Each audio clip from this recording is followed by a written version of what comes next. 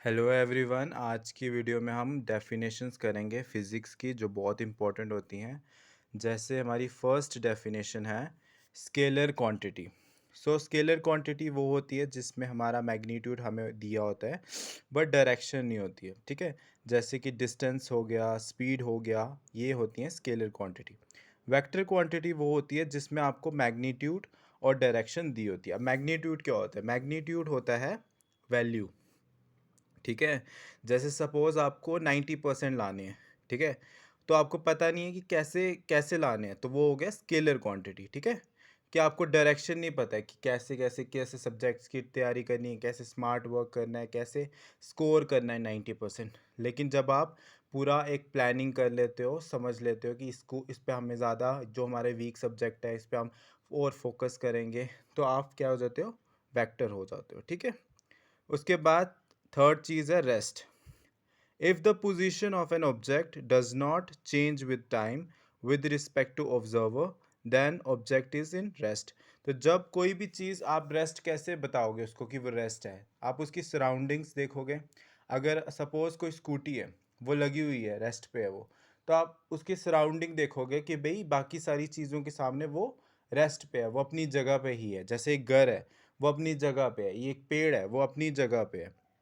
ठीक है, आप दूसरी चीज़ों को उसके साथ ऑब्जर्व करते हो और फिर बोलते हो कि ये रेस्ट पे है। और मोशन क्या हुआ? जो जिसमें किसी भी ऑब्जेक्ट का आप मतलब उसको देखोगे, ऑब्जर्व करोगे सराउंडिंग्स के साथ कि वो वहाँ पे मोशन में चल रही है। ठीक है, मूव कर रही है। जैसे फॉर एग्जांपल ट्रेन, बस, कोई साइकिल चला रहा है, कोई खेल रहा है बॉल के साथ, तो वहाँ से आपको आइडिया हो जाएगा कि ये मूव कर रहा है। ठीक है, आप सराउंडिंग देखोगे, फिर आप देखोगे कि ये आगे गया तो इसलिए ये मूव कर रहा है।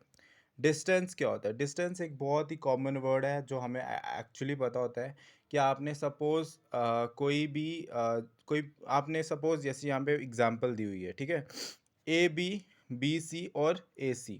तो यहाँ पे आपने क्या किया? सपोज AB में आपका डायरेक्शन जो है वो थोड़ा सा अलग अलग है, तो आपका डिस्टेंस में क्या होगा? जैसे आप A से B में गए तो वो 4 किलोमीटर है।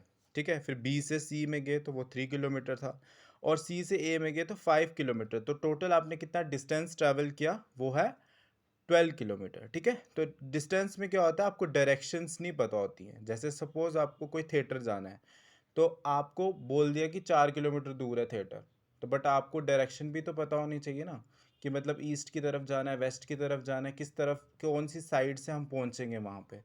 तो डिस्टेंस में आपको डायरेक्शन नहीं पता होती है, बट डिस्प्लेसमेंट में आपको डायरेक्शन पता होती है।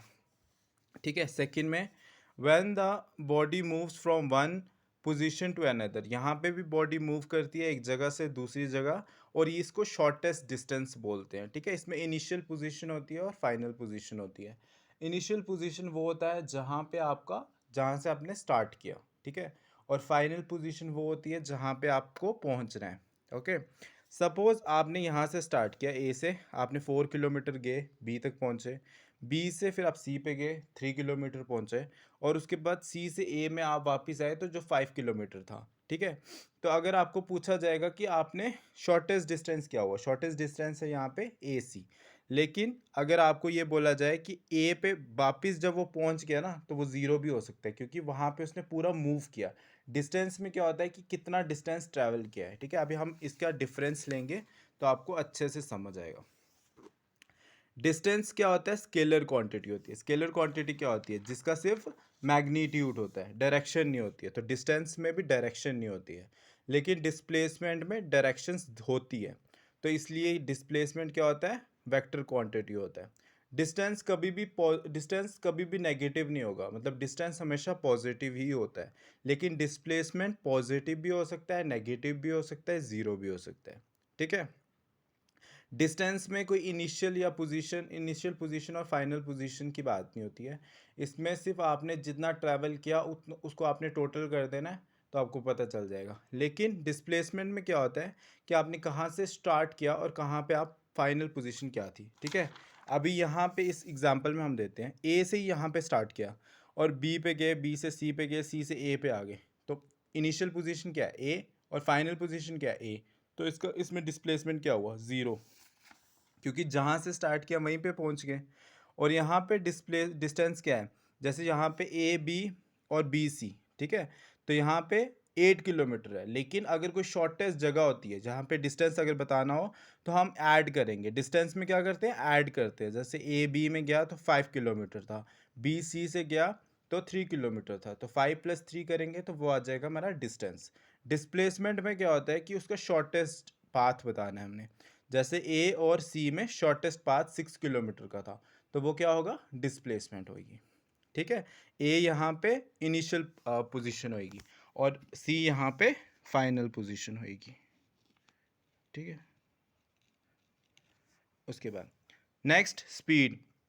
स्पीड अब स्पीड भी आपको पता है कि सपोज दो गाड़ियां चल रही हैं, एक गाड़ी आगे है और एक पीछे है, तो ऑब्वियसली जो आगे है उसकी स्पीड ज़्यादा होगी। ठीक है, स्पीड में क्या होता है, स्पीड अगर स्पीड में डिस्टेंस का यूज़ होता है और वेलोसिटी में डिस्प्लेसमेंट का यूज़ होता है। ठीक है, तो अगर डिस्टेंस स्केलर क्वांटिटी है तो स्पीड भी स्केलर क्वांटिटी होगी। अभी मैंने यहाँ पे एक बनाया हुआ है, ये यहाँ से आप फॉर्मूला कर सकते हो। सपोज जब आपको अगर आपको डिस्टेंस निकालना है तो आपने डिस्टेंस पे ऐसे रखना है और डिस्टेंस का फॉर्मूला होगा स्पीड मल्टीप्लाई टाइम। ठीक है, उसके बाद अगर आपको स्पीड निकालनी है तो स्पीड पे ऐसे हाथ रखना है और वो क्या आएगा, डिस्टेंस अपॉन टाइम, तो डिस्टेंस अपॉन टाइम। और अगर आपको टाइम निकालना है तो वो क्या होगा, डिस्टेंस अपॉन स्पीड। ठीक है, यहाँ से आपको फॉर्मूला पता चल जाएगा।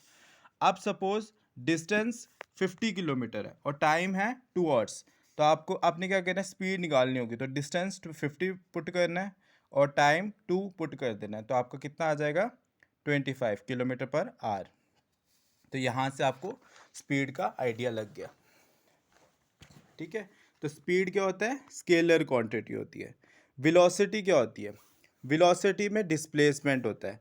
जैसे स्पीड में डिस्टेंस आ रहा था ना, तो वेलोसिटी में क्या आएगा, डिस्प्लेसमेंट आएगा। तो वेलोसिटी होता है rate of change of displacement per unit time. तो वेलोसिटी क्या होता है, वेक्टर क्वांटिटी होती है, क्योंकि डिस्प्लेसमेंट क्या है, वेक्टर क्वांटिटी है, उसमें डायरेक्शन और मैग्नीट्यूड दोनों होता है।